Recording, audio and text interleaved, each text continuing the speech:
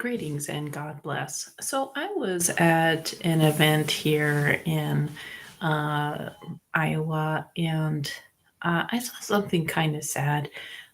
There was a developmentally disabled young woman in a large family, and everybody in the family ignored her, treated her as if she was a ghost, just non-existent, no eye contact, no acknowledgement.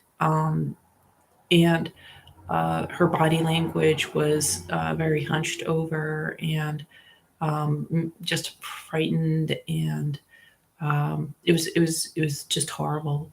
And it just everybody was talking to each other, and um, just this kind of oh, what's that girl, mean girl kind of a thing, or queen bee vibe, right? So everybody was just like super, like trying to look that kind of Instagram type of person, from the adult to the child. And I've seen things like this happen where um, a member of the family is ostracized, and it's horrible abuse. uh, and whether and I've seen it when somebody totally is physically healthy and mentally there, but everybody ignores this one person. And excuse me. And I think, I mean, and it's just, and nobody helps this scapegoat of the family. It's just atrocious. I think it's a crime. And and these people who are the scapegoats are financially dependent. That's the only reason why they would stay. And of course, it's their family, so there's this dependence, and it's like their whole social life. And what I notice in more, like in the inland part of America, so the coastal cities, people are more independent, and there's infrastructure. So there's housing and buses and grocery stores. So somebody who's just totally solo, you can get to the store and get to places, and you're not stranded out in the middle of nowhere like you are in Montana, Iowa, South Dakota, or whatever. So this the better infrastructure, and when it was affordable, it was easier for somebody solo. Now, solo people, everybody's having to have their parents and grandparents and whoever pay for the rent because the crazy housing market. But I digress. So this is a video. If you have somebody in your family that you totally loathe, they're developmentally disabled, you think they're ugly, you think they're a burden on your family, and you hate them, and you want them to know how much you hate them, and you pile on your vitriol, and just and you're trying to crush and destroy and kill the soul of this person that happens to be alive in your family, in your home. Number one, that's really wrong. You should stop doing that. You don't get to kill somebody every day in their soul and spirit and mind and emotions. That's the worst thing, and God will deal with you. And if you hate this person so much, and it's this hatred you cannot manage, and this person's developmentally disabled, have them take some type of class that's appropriate to their ability. So maybe there's a developmentally disabled sculpture class or art class, or learn how to dance, or learn how to play an instrument. Um, there are some skills that developmentally disabled people have. If she can hold, or he can hold a cell phone, if they are able to use a cell phone or something, they have some abilities. So yes, you may hate and loathe and want to kill this cognitively impaired, disabled family member. That might be your child or your sibling or whatever, cousin, but you don't get to. Like, that's just against the law. And for some reason, God wanted this person in your life. So, um, So, anyways, you don't get to make their lives, every second of their lives, absolute hell. And this is a message. And if you know a family that does this, because it's so shameful how the friends of the family will perpetuate that, like ignoring that one, like I don't want to be best friends with somebody who's not attractive, severely developmentally disabled, and cognitively impaired. No, I don't want to be best friends with them either. But I'm not going to treat them as if they're a ghost. Like they're still human beings. If they can't notice that they're being treated like a ghost, that's a little bit of a different thing. But if they can tell they're being treated like a ghost, it's just like just incredible abuse. Um, like there were in the olden times like the village idiot, and you weren't supposed to. You didn't kick that person in the teeth every time you saw them just because they were an idiot. Um, you like everybody made it possible for that person to survive. So, anyways, my point is that if you have somebody you hate, or you know people in a family uh, that they have somebody that they're just kicking, throwing under the bus, don't want to have anything to do with it, just encourage that family, encourage your family to take this person you hate and have them take music lessons, or um, take an art class or something like that. If they have the ability, maybe some sort of like graphic design, or um, there might be skills that this developmentally disabled or physically disabled person, knitting or something like that. But maybe there's something that they can do that they will enjoy.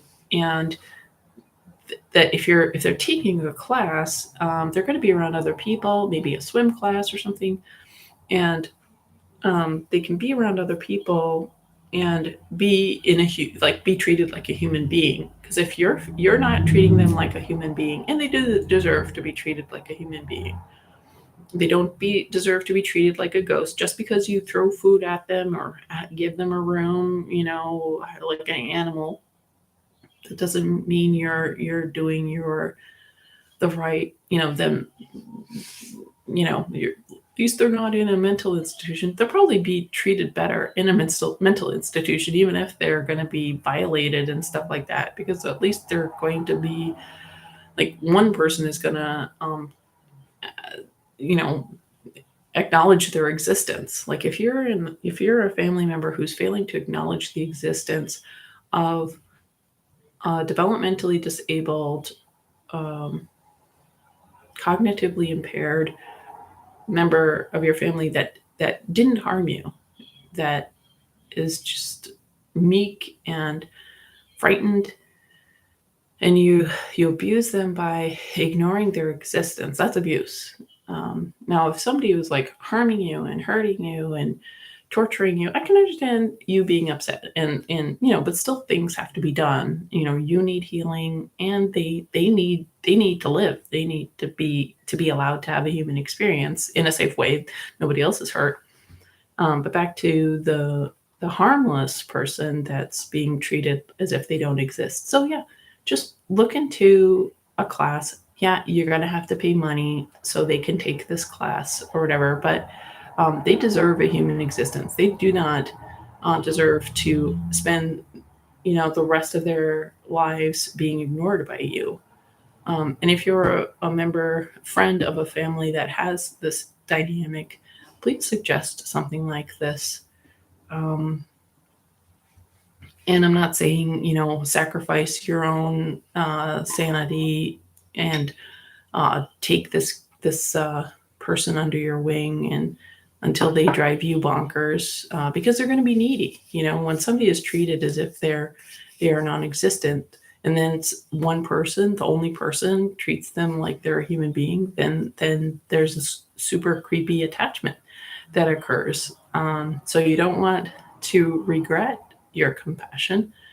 Um, so, anyways, I saw something like this, and it just like didn't quite keep me up at night, but it kept coming to my mind.